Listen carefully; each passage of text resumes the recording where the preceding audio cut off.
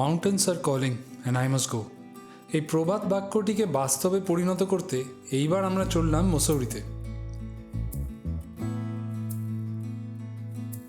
পাহাড়ের রানী মসৌরি।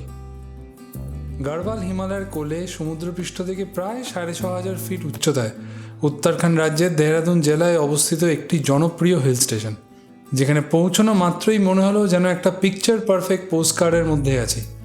কুয়াশা ভরা পাহাড়, ঠান্ডা হাওয়া আর পাইন গাছের গন্ধে মুগ্ধ না হয়ে থাকাটা যেন অসম্ভব।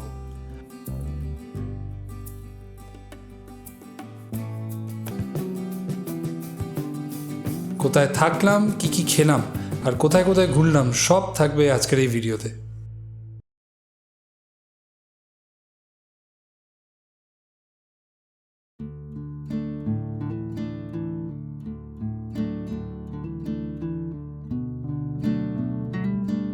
সকাল 8:50 ফ্লাইট, তাই সূর্য ওঠার আগেই আমরা বেরিয়ে পড়েছি এয়ারপোর্টের উদ্দেশ্যে। হায়দ্রাবাদ এয়ারপোর্ট পৌঁছানো মাত্রই আমরা চেক ইনটা করে নিই, আর তার কিছুক্ষণের মধ্যেই ফ্লাইটে উঠে পড়ি।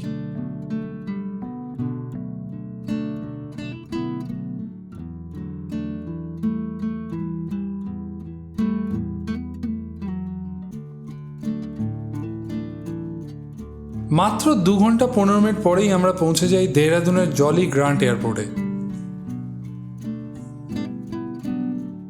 আমাদের গাড়ি আগে থেকেই বলা ছিল, তাই এয়ারপোর্ট থেকে বেরোতেই গাড়িতে উঠে আমরা এগিয়ে চললাম মসৌরির দিকে। ড্রাইভারটা এবার আমরা খুব ভালো পেয়েছি। ড্রাইভারের সমস্ত ডিটেলস ডেসক্রিপশন বক্সে দিয়ে রাখলাম।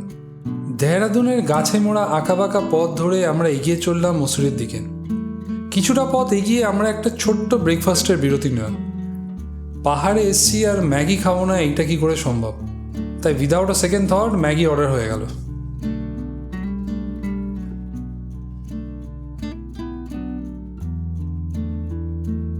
গরম গরম ম্যাগি উপভোগ করে আমরা এগিয়ে চললাম আমাদের হোটেলের দিকে। আমাদের আজকে সানসেট দেখার একটা প্ল্যান আছে, তাই হোটেলে পৌঁছে আগে লাঞ্চটা সেরে নিতে হবে, তারপর আবার বেরিয়ে পড়তে হবে সানসেটের উদ্দেশ্যে।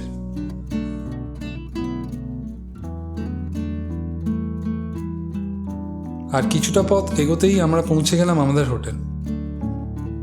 হোটেলে চেক ইন করে লাঞ্চটা আমরা আগে অর্ডার দিয়ে দিই।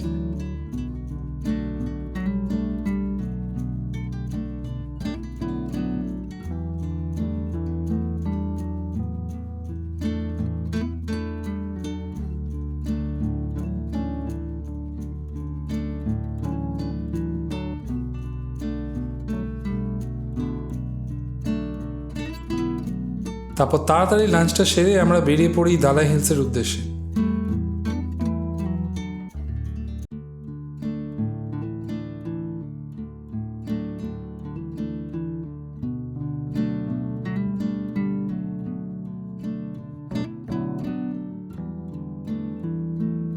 আমাদের হোটেল থেকে দালাই হিলস বেশি দূর নয়, তাই পৌঁছতে বেশি সময় লাগেনি।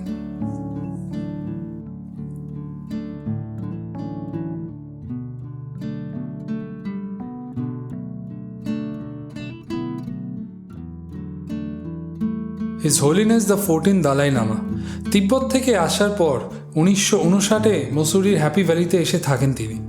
ওইখান থেকেই এই জায়গার নাম হয় দালাই হিলস। পাশে একটা বুদ্ধিস্ট মন্দিরও আছে, যাবো এখানে আমরা।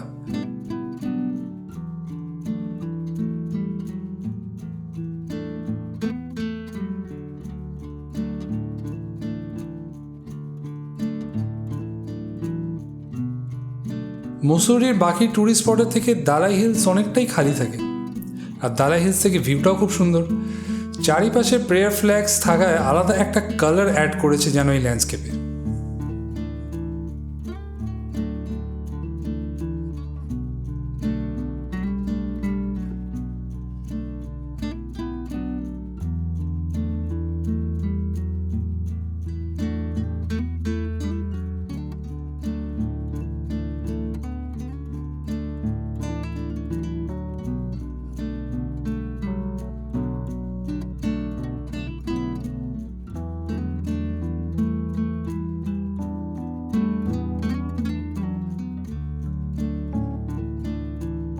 দালাই হিলসের সানসেট দেখার পর আমরা পাশের যে বুদ্ধিস্ট মন্দিরটা আছে সেইখানে যাই।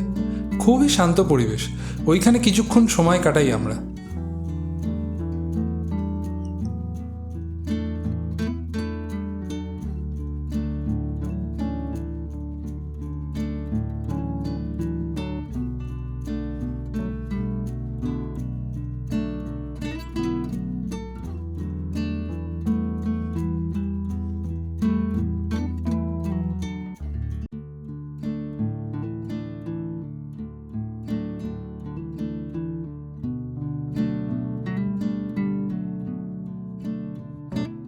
মন্দিরটা ভালো করে ঘুরে দেখার পর তার পাশে একটা সুন্দর ক্যাফে ছিল। ক্যাফেটার নাম ক্যাফে অ্যানা হ্যাটা। তাই ঠিক করলাম এখানে একবার যাওয়া যাক। এখানকার ভিউ আর খাবার দুটোই নাকি এক্সেলেন্ট।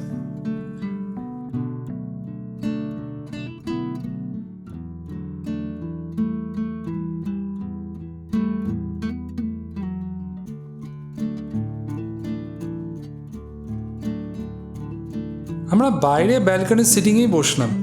ক্যাফেটা খুবই সুন্দর সাজানো আর ওয়ার্ম লাইটটা যেন দারুণভাবে কমপ্লিমেন্ট করছিল চারিপাশের পরিবেশটাকে।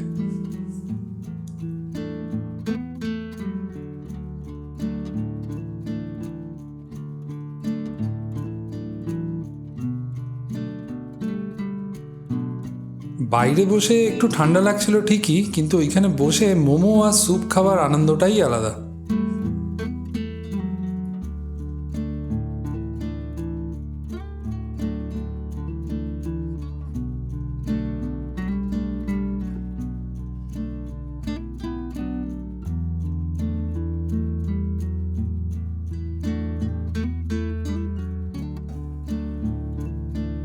ক্যাফে অ্যানা হ্যাটা থেকে আমরা চলে গেলাম মুসৌরি মল রোডে। উইকডেজ থাকায় অনেকটাই খালি ছিল, কিন্তু বুঝলাম যে জায়গাটা বেশ জমজমাট।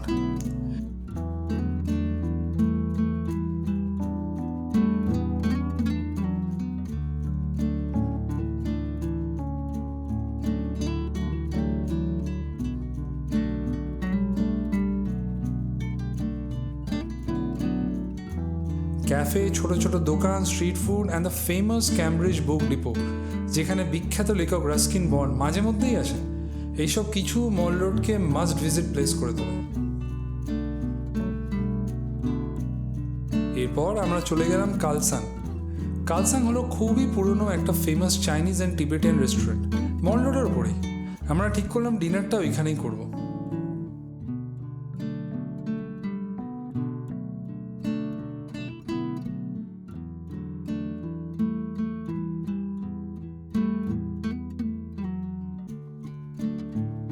দারুণ একটা ডিনার করে আমরা আবার ওয়াক করে ঘুরতে থাকলাম মল রোডে।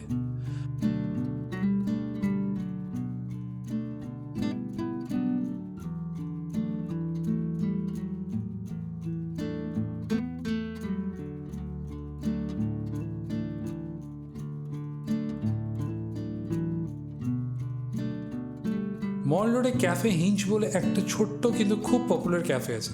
তাই ঠিক করলাম ওইখানে একটা ব্লুবেরি চিজ কেক খাবো।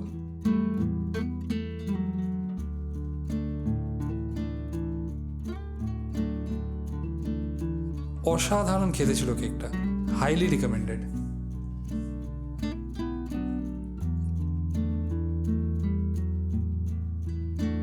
কেক খেয়ে আমরা আবার হাঁটা দিলাম আমাদের হোটেলের দিকে। বেশি দূর নয়, অনলি হাফ আ কিলোমিটার। হোটেলে পৌঁছে আমরা হোটেলের বাইরে থেকে ঘুরে দেখলাম। আসার পর দেখা হয়নি তাড়াহুড়োয়। এই হোটেলটার নাম হলো হোটেল জিভা। খুবই সুন্দর, পার্কিং আছে, দুর্দান্ত ভিউ আছে, সামনে অনেকটা ওপেন স্পেস যেখানে চাইলে বনফায়ার করা যাবে।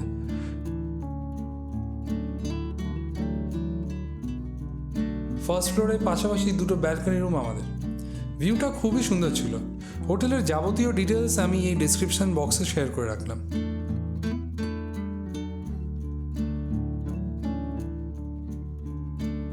আজকের ভিডিও এইটুকুই। দ্বিতীয় দিনের রোমাঞ্চকর গল্প নিয়ে আবার আসবো শিগগিরই।